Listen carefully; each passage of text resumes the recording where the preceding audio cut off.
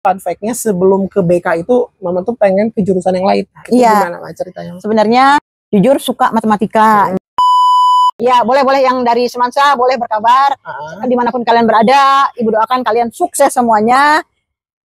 Tengoklah sekolah kita sekarang udah semakin maju.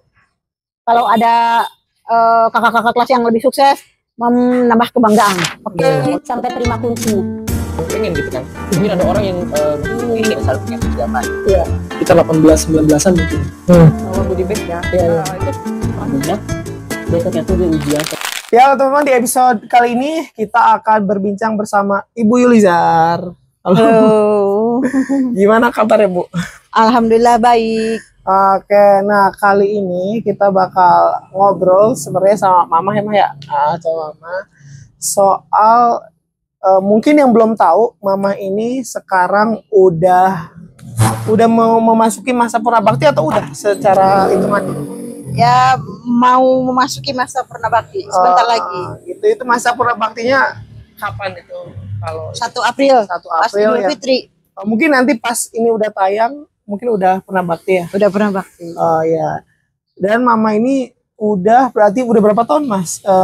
Masa kerja? Sebagai guru BK. 37 tahun. Emang iya? Iya. Oh, 37 tahun. 25 tahun itu di Semansanya. Di Semansanya.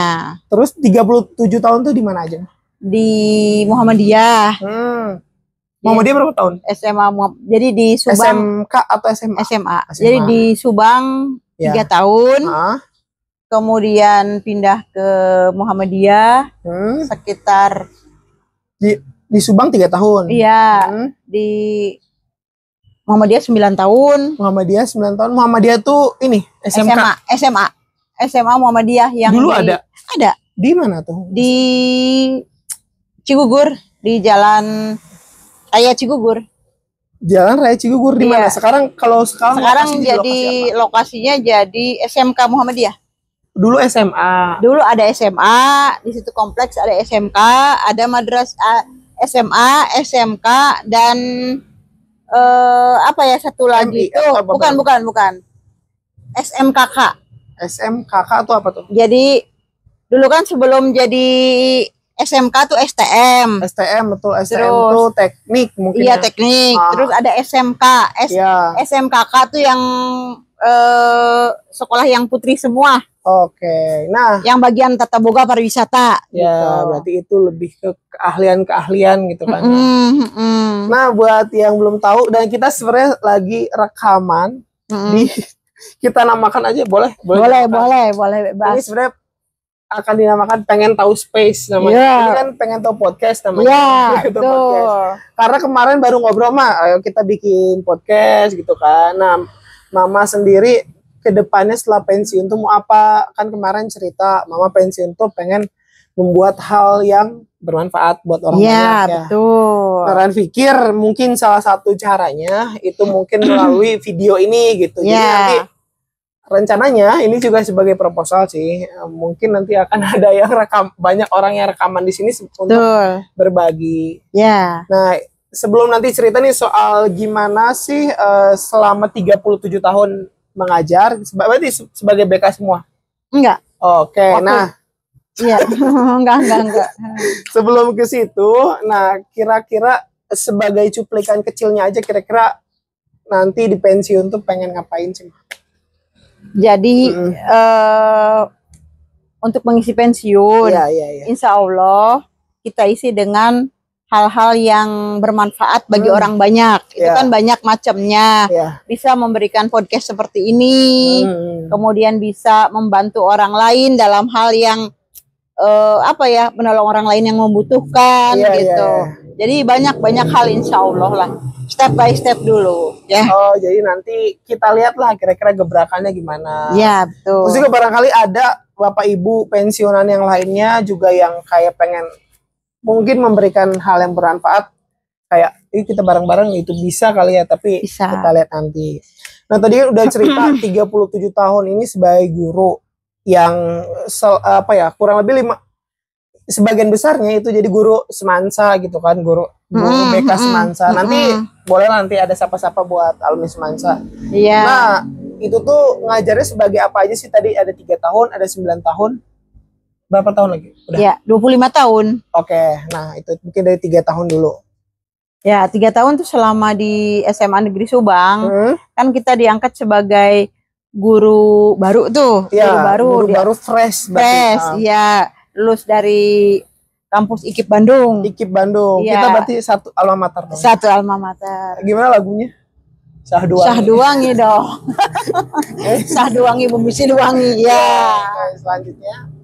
Jadi 3 tahun itu kita kan sebagai guru baru. Pas datang ke sana, di sana ternyata udah ada kelas 10 dan kelas 11. Oke, kelas 10, kelas 11, kelas 12 ya? Kelas 12 belum ada, karena sekolah baru. Berarti SMA Negeri 1 Subang. Iya. Subang. Subang Kuningan. Iya, kan, Subang Kuningan. Ya, oke. Nah, pada saat itu gurunya baru sedikit. Baru sedikit. Berapa tuh? Pas angkatan pertama tuh 8 orang. Berarti Mama tuh di tahun kedua berarti? Tahun kedua, iya. 8 orang dari dari mana-mana lah pokoknya kita diangkat baru 8 orang. Iya. Kemudian di sananya ada guru diperbantukan dari SMP. SMP kan sekolahnya kan berdekatan tuh. Oke, ini SMP 1 Subang. SMP 1 Subang. Jadi ini SMA, sebelah sini Puskes, di sebelah atasnya SMP 1 Subang.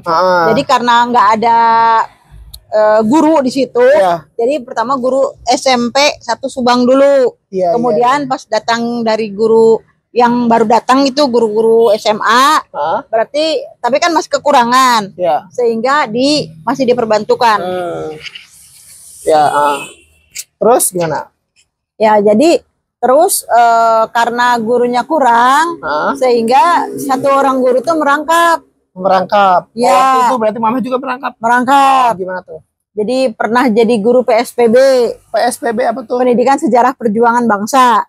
Gitu. Sejarah Iya, Sejarah Perjuangan Bangsa itu tuh kaitannya dengan gabungan yang PPKN kayak gitu. Oke, berarti Mama mengajar di tahun berapa tuh? 80-an. Tahun 88, 89, tahun 90. Oke, iya. Berarti di era berarti Orde Baru gitu ya. Terus PSPB. Terus pernah juga ngajar sosiologi.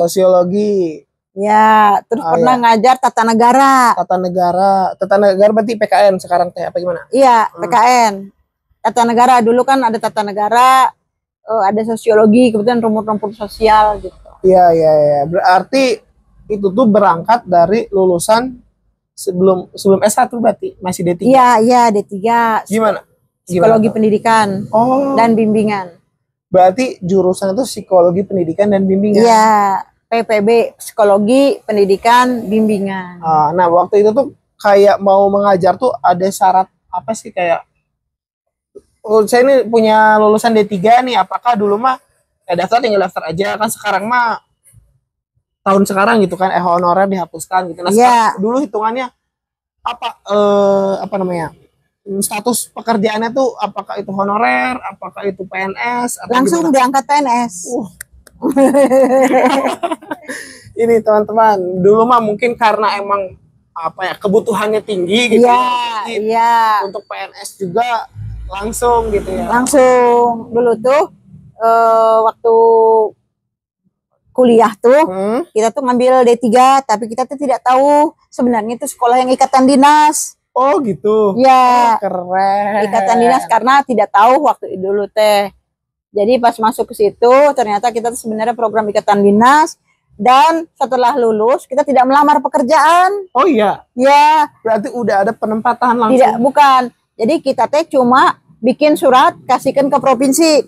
Oke. Ya, terus tunggu di rumah masing-masing gitu. Udah kayak gitu, ada surat ke rumah bahwa yang menyatakan bahwa ditempatkan gitu. Waktu itu ditempatkan di SMA 1. SMA 1 Kuningan untuk SMA Subang. Jadi SMA 1 Subang tuh cabang dari SMA 1 Kuningan. Oh, dulu masih seperti itu. Iya, jadi SMA 1 Kuningan tuh sebagai induk gitu. Dulu udah ada SMA 1, SMA 2 berarti. Karena kan sudah ada. Iya, berarti ditempatkanlah kayak kita nih sama Jawa Barat, berarti sama provinsi nanti di mana aja.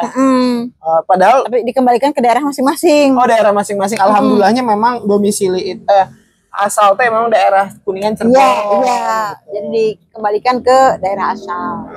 Padahal secara fun fact-nya, maksudnya kan pas waktu kuliah, nggak tahu ternyata ikatan dinas. Padahal fun fact-nya sebelum ke BK itu, Mama tuh pengen ke jurusan yang lain. Itu gimana ceritanya? Sebenarnya jujur suka matematika gitu, jadi suka tantangan. Jadi kalau matematika tuh enak, kayaknya tuh jadi kayak berpetualang gitu. Istilahnya tuh kita mendapatkan jawaban berdasarkan hasil penelusuran. Oh iya, dapat jawabannya seperti ini gitu. Kayak memecahkan misteri. Iya, memecahkan misteri gitu. Iya. Tapi karena dulunya dari SPG, nah jadi dari SPG itu tidak dihargai. Maksudnya tidak boleh. Iya, tidak boleh ngambil rumpun IPA, dianggapnya rumpun IPS karena dari kejuruan. Itu kayak SMK gitu berarti. Iya, jadi nggak bisa ngambil jurusan IPA, jadi ngambilnya jurusan IPS. Ya udahlah, terpaksa milih di IPS. Pilihan pertama bimbingan konseling, psikologi pendidikan bimbingan. Pilihan keduanya bahasa Indonesia. Tapi alhamdulillahnya keterima di jurusan pilihan pertama. Berarti obrolan ini udah pernah diobrolin di podcast lain belum? Belum. Berarti ini eksklusif.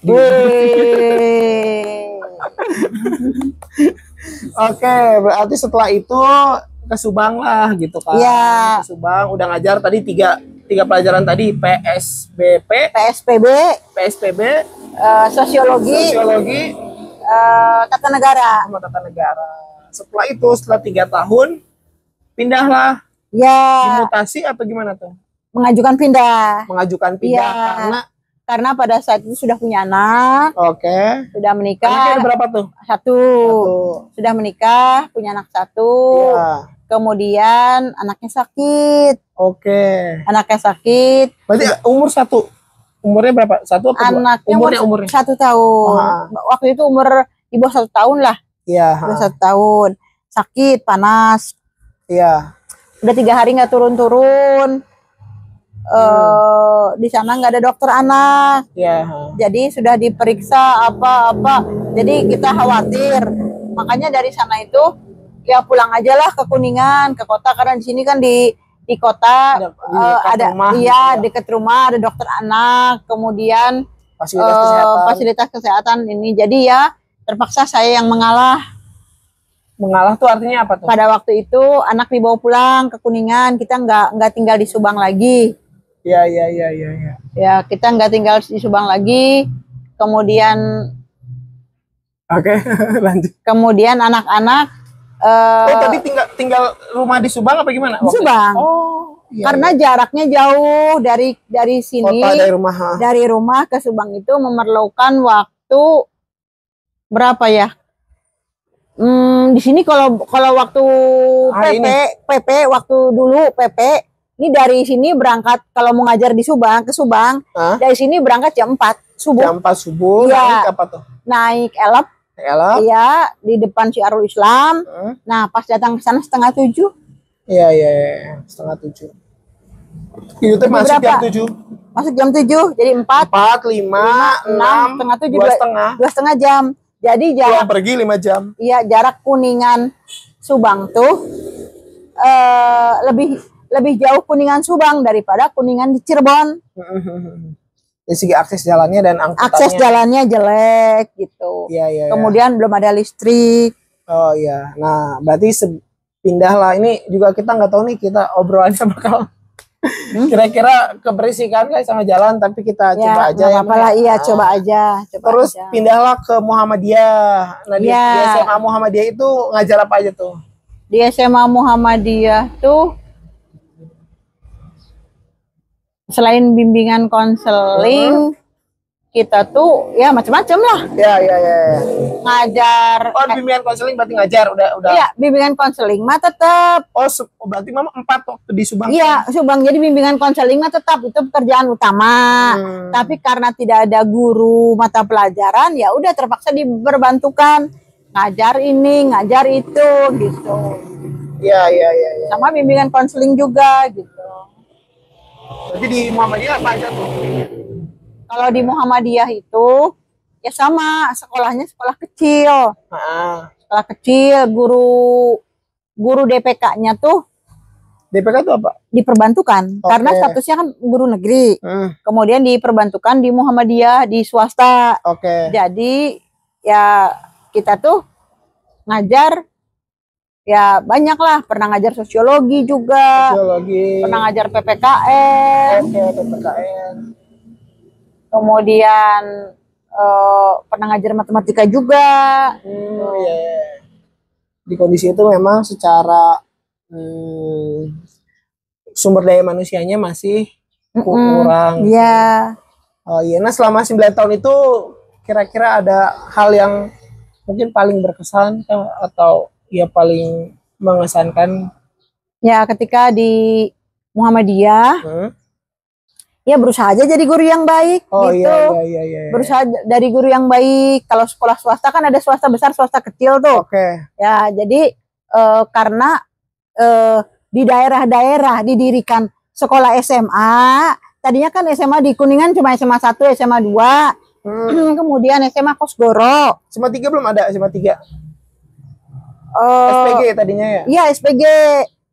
Ada SMA, SPG kan. Kemudian ada instruksi bahwa buat SMA tiap-tiap kecamatan. Maka dibuatlah ke setiap-tiap kecamatan. Ada SMA Kadugede, ada SMA Cigugur, ada SMA Subang, Garawangi, apa semuanya. Sehingga karena SMA-nya banyak, nah jadi orang-orang bisa tertampung di sekolah negeri. Akibatnya sekolah swasta berkurang perminat ke sekolah swasta. Yang akhirnya sekolah swasta lama-kelamaan terkikis gitu. Jumlah siswanya gitu. Sampai sekarang SMA Kosgoro juga segitu besarnya juga sampai tergerus karena ya di tiap-tiap daerah udah banyak SMA. Padahal SMA Kosgoro itu SMA yang lumayan besar. Iya, dulu saya ingat SMA 1, SMA 2 SMA Kosgoro tuh bagus sekali. Padahal itu kayak dari kalau misalkan di zaman Rehan masih SD, SMP itu kayak marching band-nya. Iya, marching band-nya bagus. Iya, pokoknya bagus lah. Iya.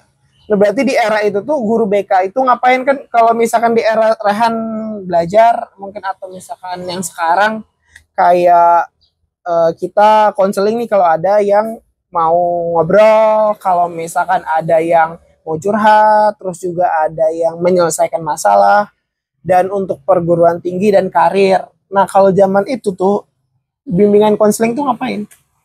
Waktu itu teh sekitar Mama di 3 tahun 9 tahun mungkin sampai ke awal 2010 mungkin, atau kira-kira apa aja sih yang dilakukan oleh guru bimbingan konseling itu? Ya, guru bimbingan konseling jadi tugasnya tuh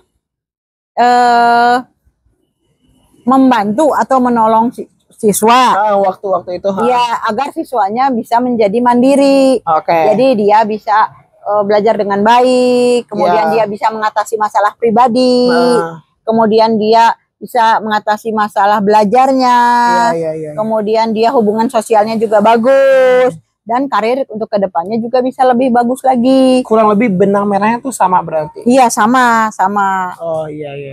Jadi yang digarap oleh bimbingan tuh sama aja gitu. Jadi bimbingan pribadi, sosial, belajar, dan karir itu empat bidang yang digarapnya. Tapi kondisi tantangannya gimana? Kayak di zaman itu belum ada internet, belum ada informasi yang kayak kita gampang dari website gitu. Nah dulu tantangan yang kayak menuntut kita itu gimana? Jadi informasi semuanya ada di buku. Ya jadi kalau siswa yang rajin belajar misalnya, jadi dia bisa lebih pengetahuannya lebih luas gitu. Tapi kalau siswa yang malas belajar ya udah. Jadi intinya semua bersumber di guru. Kalau gurunya tidak bisa menjelaskan, guru nggak bisa menerangkan, ya apalagi siswanya. Karena sumbernya hanya ada di buku gitu. Kecuali anak-anak yang kreatif, anak-anak yang belajar mandiri dan anak-anak yang berangkat dari keluarga yang melek informasi kali ya. Melek informasi, jadi berarti kan bisa lebih tahu, lebih apa ya, lebih tahu lebih awal gitu. Oke, nah terus kayak kan tadi udah 2 sekolah, Naran pernah dengar Mama tuh pernah ngajar juga di dekat Mayasih itu. Di yang keberapa urutannya? Oh, itu urutan pertama sebenarnya. Gitu. Iya. Sebenarnya urutan pertama. Jadi pas lulus tahun 87 hampir 88 ya. Namanya apa itu? Udah Man atau apa namanya? Madrasah Aliyah. Oke, MA berarti. MA Al-Ihya, dulunya belum jadi negeri. Oke. Nah, itu teh kan kesel ya. Udah lulus. Udah lulus ya. Kita teh udah diwisuda. Kemudian udah apa istilahnya tuh? Ya orang-orang pada menghormati lah, pada menghormati. Oh, ini ada sarjana apa. Terus kalau kita ujung-ujungnya jadi nganggur di rumah, apalagi misalnya, kita lulusan negeri gitu ya. Iya. Dan zaman dulu tuh jarang ada yang kuliah di desa saya tuh. Oke, desa tuh berarti rumah asal di Cirebon. Iya. Jadi rata-rata mereka sampai SMA mentok udah diem. Tapi kalau Mama tuh orangnya tuh kayaknya nggak bisa berhenti sampai di situ. Karena ya kita harus mencari ilmu, wawasan yang luas, pengetahuan yang luas, sehingga memperbaiki perekonomian ke depannya kan bisa dengan belajar gitu. Jadi ada tuntutan secara pribadi yang memang suka belajar gitu kan. Terus ada tuntutan secara gimana caranya mempertahankan ekonomi gitu ya. Ya, kedepannya bisa lebih bagus lagi untuk kehidupan yang akan datang gitu. Berarti di Al-Ihya itu berapa tahun tuh? Al-Ihya itu 8 bulan saja. 8 bulan, ya. 3 tahun. Iya, karena pada waktu ngajar di Al-Ihya tuh ada SK datang.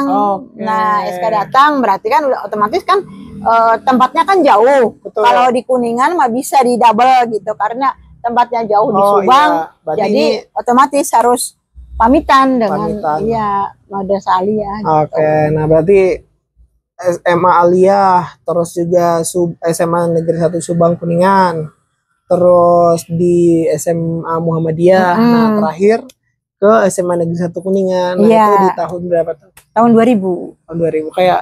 Oh iya dong. Berarti di Semansa itu berarti sama dengan Rehan lahir berarti. Iya.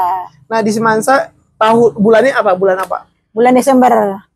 Berarti Rehan lahir duluan dong? Lahir duluan sebelum pindah ke Semansa. Iya. Oke, berarti waktu Rehan lahir berarti masih di Muhammadiyah. Iya. Dan sekarang dan setelah itu baru pindah ke Semansa. Desember. Itu bisa pindah ke Semansa tuh karena apa? Atau karena memang SK awalnya tuh di Semansa lalu ditempatkan di Semansa atau kayak gimana? Tidak, karena kan Mama jadi pegawai negeri. Oke. Nah, kalau pegawai negeri kan harusnya kerjanya di negeri. Betul. Tapi karena dulunya sekolahnya udah penuh-penuh di kotanya, jadi kan ke Muhammadiyah. Nah, kalau di Muhammadiyah itu diperbantukan statusnya. Oke. Nah, Muhammadiyah itu karena yang tadi sebagai diceritakan di awal bahwa SMA swasta semakin tergerus karena di sekolah-sekolah negerinya tiap kecamatan sehingga kan muridnya semakin lama semakin menyusut tuh. Tuh. Dan saya tidak tega untuk meninggalkan Muhammadiyah. Jadi kenapa tuh? Kenapa tidak teganya? Ya tidak teganya tuh karena ya sekolahnya ada perjuang apa gitu. Jadi udah akrab juga selama hampir 10 tahun. Iya, masa iya kalau sekolahnya udah habis ditinggalin gitu aja gitu. Iya. Jadi nunggu sampai selesai tuh, ditunggu sampai selesai tutup. Sampai tutup ya. Sampai anaknya habis tuh baru pindah. Sedih gak itu? Ya sedih. Kayak ngerasa sedih ya dari ceritanya. Iya, jadi kan kita tuh nggak tega gitu ninggalinnya, nggak tega walaupun sekolah swasta seperti itu nggak tega. Jadi berarti berapa orang tuh yang berdiri sampai akhir guru-gurunya sampai sekolahnya tutup? Karena di situ kan ada SMK. Ada SMK apa ya? Muhammadiyah, SMK STM dulunya STM ya, STM. Nah, itu kan jadi kan sekolah STM tuh muridnya banyak. Jadi gurunya kesana sini. Oh iya, gurunya kesana sini. Jadi iya, memang penempatan di iya, sana. jadi yang dari Muhammadiyah, dari SMA Muhammadiyah pindah ke SMK, STM gitu. Oke, setelah itu pindahlah ke SMA Negeri 1. Iya, ya sebenarnya sih diminta sama Muhammadiyahnya. Diminta, ayo di sini aja. Di SMK jadi aja, pindah di SMK aja. Tapi saya nggak mau. Karena apa tuh? Karena kita kan dari SMA. Betul. Jadi kalau itu kan nggak linier gitu. Kadang STM tuh budaknya balangor ongko. Ini kayak apa ya, mungkin kondisinya gitu. Jadi karena di kondisi itu mungkin ya jadi lebih aktif gitu ya. Ya, karena anak SMK tuh biasanya tawuran, otomatis dengan berbagai permasalahan gitu. Permasalahan pergaulan. Iya, pergaulan dan apa perkembangan kenakalan iya. Juga ada. Kan guru BK pasti menangani kasus-kasus yang seperti itu. Dan maksudnya ke sekarangnya mah itu udah jauh lebih berkembang lah, anak SMK juga banyak yang berprestasi gitu ya. Dan tawuran juga udah kayaknya udah berkurang ya, udah nggak ada ya. Kalau SMA kan orientasinya tuh melanjutkan ke perguruan tinggi, kemudian apa istilahnya tuh kondusif lah. Iya, karena siswanya juga lebih biasanya kan kalau SMK itu murid 1000 laki-laki semua. Oh iya benar. Oh lebih proporsional. Iya, gitu. Iya. Rasionya. Iya. Kalau sekolah laki-laki semua dan sekolah perempuan semua beda. Oke, iya. Maksudnya ada kecenderungan tertentu ya kalau perempuan semua, laki-laki semua ataupun campuran. Iya. Dulu pernah ngajar di SMKK namanya tuh. SMKK di Muhammadiyah juga itu perempuan semua. Kalau STM laki-laki semua. Mungkin bedanya yang sekolahnya laki-laki semua sama perempuan semua. Jadi dia nggak tahu malu. Dua-duanya. Oh iya. Jadi nggak ada gengsi-gengsi. Nggak ada gengsi-gengsi, nggak ada apa. Ya biasa aja gitu. Iya. Jadi nggak ada jaim-jaim. Iya. Terus kalau abis olahraga bisa ngecirikan abis olahraga harum sekali. Oh iya. Jadi kayak nggak ada. Oh iya betul ya. Iya, SMK sama itu pernah. Sama aja dua-duanya. Yang perempuan juga sama kayak gitu. Jadi kalau abis olahraga ngajar setelah olahraga, aduh. Pusing. Lagi di jam-jam siang gitu. Iya, pusing abis olahraga tuh. Keringatnya.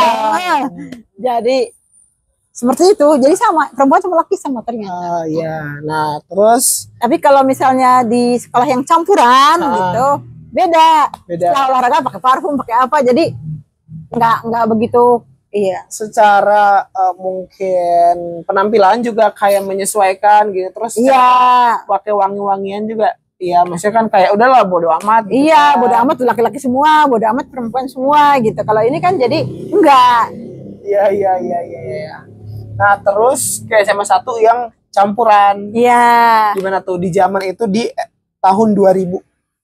Di awal abad 21. Iya. Karena kalau di SMA 1 kan siswanya pilihan tuh. Pilihan. Iya, siswanya pilihan. Jadi yang masuk ke SMA 1 ada istilahnya NEM apa tuh? Iya, NEM, kemudian anak-anaknya semangat. Iya. Kemudian dia ada tuntutan ke perguruan tinggi. Iya. Berarti kan belajar lebih bagus lagi gitu. Oh iya. Nah, terus SMA 1 karena SMA-nya besar gitu. Jadi gurunya udah banyak. Sehingga pada waktu di SMA 1 tuh sudah sesuai dengan sesuai dengan kuliah dulu. Iya, sesuai dengan kuliah. Bimbingan konseling aja, nggak pegang bidang studi lain. Jadi lebih fokus dalam menangani siswa. Oke, berarti di zaman itu langsung menanggung jawabi berapa kelas kah, atau langsung kelas berapa kah? Kelas 10 dulu, kelas 12 dulu kan? Iya. Buat anak semansa nih mungkin dari tahun berapa? Mungkin ya pokoknya sampai tahun sekarang lah, sampai dari masih tahun sekolah. 2000. Itu kan tahunnya Bu Yulizar kelas 12 untuk persiapan perguruan tinggi. Iya. Nah, untuk berarti dari awal juga kelas berapa? Enggak, dari awal itu karena junior nih, pas masuk junior. Ya. Jadi kelas 10 dulu. Tapi sebenarnya nggak membedakan sih, kelas 10, kelas 11, kelas 12 sama saja. Ya, cuma membedakan ya tergantung megang kelasnya gitu. Tapi penanganan terhadap masalah-masalah siswa itu sama aja sih, kita kerja sama satu tim. Berarti kalau kelas 12 kan kita tahu nih rutinitas ada untuk perguruan tinggi dan lain-lain. Kalau misalkan di kelas 10 atau kelas 11 tuh kayak yang rutinnya tuh apa? Apakah ada yang spesial tertentu atau gimana? Ya, kalau kelas 10 kan perpindahan dari SMP ke SMA. Berarti kan ada penyesuaian. Penyesuaian dari sekolah asal ke sekolah baru. Terus teman-temannya juga kan dari satu kabupaten Kuningan. Berarti mereka belajar adaptasi. Mereka memahami diri sendiri.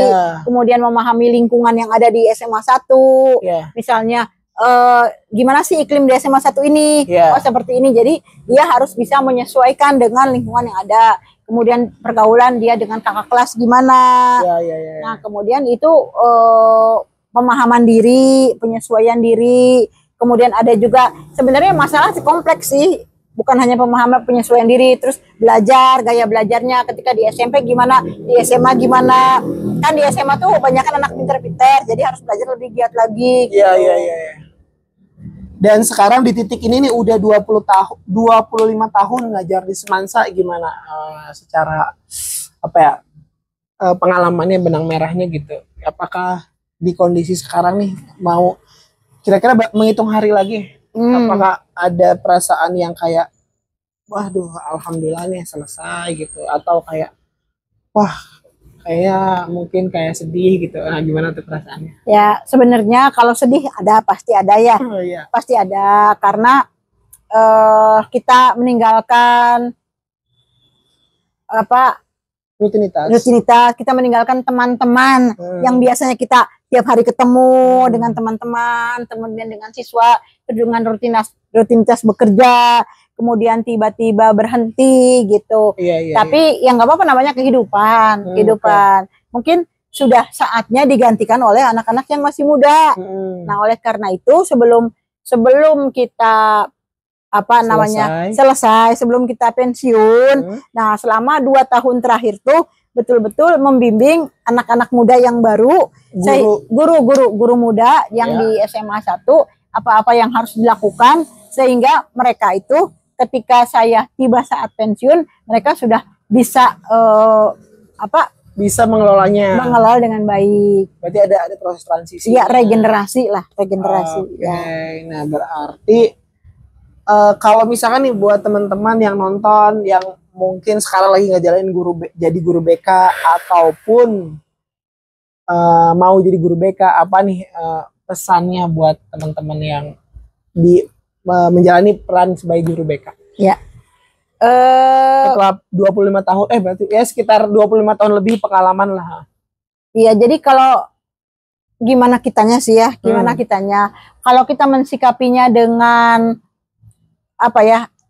dengan hati yang senang, menerima pekerjaan kita, menerima siswa apa adanya, kita tuh membantu, kita itu menolong siswa mengatasi masalah agar dia bisa mandiri. Ketika anak lepas dari permasalahan, dia bisa mandiri, kita tuh ada rasa bahagia. Ada rasa bahagia membantu orang lain. Apalagi sekarang permasalahan semakin kompleks dengan adanya HP digital, kemudian mereka pengetahuannya tak terbatas gitu. Jadi dengan seperti itu permasalahannya semakin banyak lagi karena mereka globalisasi gitu. Jadi mereka mengetahui dunia luar walaupun mereka di dalam kamar, tapi diam aja. Tapi pengetahuannya udah luas sekali gitu. Ya, ada yang baik, ada yang jeleknya gitu. Jadi kita tinggal bisa memilih informasi mana yang terbaik buat kita. Jadi kitanya mesti belajar terus, mesti kreatif. Iya. Dalam artian kehidupan ini selalu berubah. Jadi kalau kita tidak merubah, kita tidak mengikuti, maka kita akan tertinggal. Bukan kita yang tambah bodoh, tapi mereka lebih maju. Jadi kita juga harus maju lagi supaya ketemu gitu. Iya, seperti halnya dulu kantor pos. Dulu orang-orang tahu informasi dari surat menyurat. Mau kenalan surat menyurat apa? Mau pacaran apa? Iya, pacaran apa? Surat menyurat nanti diterima di mana beberapa waktu yang lalu, misalnya antar kota dari Kuningan ke Kalimantan misalnya, surat nyampainya seminggu seminggu lagi, kalau langsung dibalas jadi 2 minggu. Belum misalnya ada pertemuan ada apa, jadi agak susah gitu. Oh iya. Kan sekarang sudah era digital, mau melakukan hal baik bisa, mau melakukan hal buruk juga bisa gitu. Jadi intinya hal yang di sekeliling kita berubah, masa kita nggak berubah? Iya. Jadi yang dulunya sangat maju sekali, misalnya apa? Dulu waktu mau Lebaran tuh, mungkin Ryan nggak ngalamin ya? Enggak. Ya waktu mau Lebaran tuh kan ucapan, misalnya kan kita sekarang tinggal di WA aja, Selamat Idul Fitri, mohon maaf lahir dan batin. Iya. Dulu mah enggak, kita ke toko beli kartu Lebaran. Oh iya. Kartu Lebaran pilih yang bagus. Greeting card. Iya, pilih yang bagus, yang apa aja, semakin mahal semakin bagus gitu ya. Nanti itu dikirimin via pos. Nah, dia nerima Selamat Idul Fitri walaupun udah telat gitu. Oh. Jadi kalau Selamat Idul Fitri itu kurang 2 minggu baru dikirimnya kurang 2 minggu. Harusnya di pertengahan bulan Ramadan nyampe tepat gitu. Jadi seperti itu. Dulu mah wah, maju sekali. Tapi sekarang karena kemajuan teknologi ditinggalkan. Iya. Kan sudah dilupakan. Sekarang mah tinggal pakai WA aja bisa. Betul. Jadi semakin ketika di kondisi satu zaman tuh ada yang canggih. Ada yang canggih, semakin canggih lagi gitu. Dulu kan ada telepon pager atau apa ya? Pager dulu ngalamin nggak? Iya ngalamin. Dulu kan telepon umum, berak pakai koin. Jadi sebelum ada handphone pakai telepon. Udah telepon tuh maju, wartel, wah Telkom maju pisan. Ya. Nah setelah ada HP, jadi telepon ditinggalkan. Jadi tinggalkan, akhirnya pakai HP dulu. HP yang ada tombolnya. Iya, dulu HP itu tidak belum ada internet, jadi HP-nya pakai pulsa, iya pakai pulsa, SMS, pakai pulsa apa. Nah kemudian udah kayak gitu datang Android, nah pakai WA, berarti yang SMS-an yang pakai pulsa ditinggalkan.